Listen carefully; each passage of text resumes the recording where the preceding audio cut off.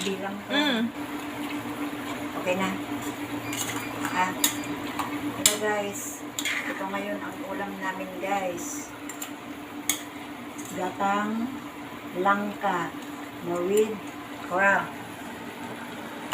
Ang ginawa ko dito guys, inggisa ko lang konti yung bawang, sibuyas at saka konting luya lang guys. Kasi crab ito, may lansa siya. Ganyan guys. So, linagyan ko na ng pangpasarap yan guys. Alam nyo na, kung crab, yung shrimp, no. Ito guys. At saka ito guys, yung ano namin to, steam na bawang, pamyanta, luya. Ang nilagay ko lang dito guys. Tsaka shrimp. Ang tubig niya na yan guys ay Sprite.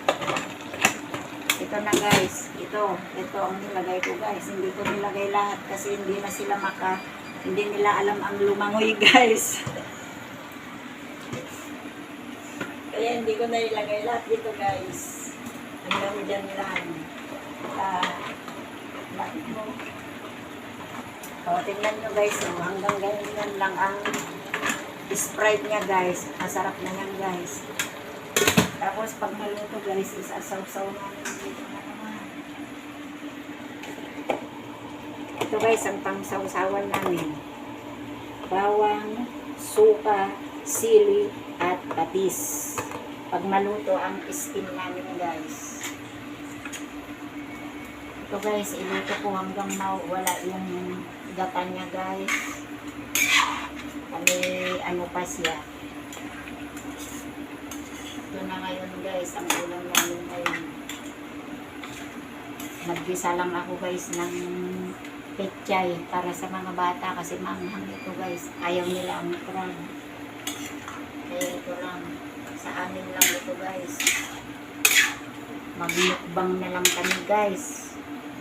Ang dami ito guys. Magla-live si Kamarites. 4 na kilo ito guys. Binili ni ma'am. Steam at saka gata.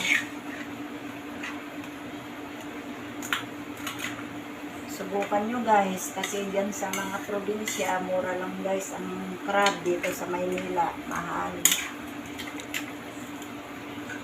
Lagyan ko mamaya ito guys. Ilagay ko mamaya itong sili pag ano na, medyo luto na para crispy din ito guys. Hindi ganong luto. Kailangan hindi ganong luto ito pagkainin.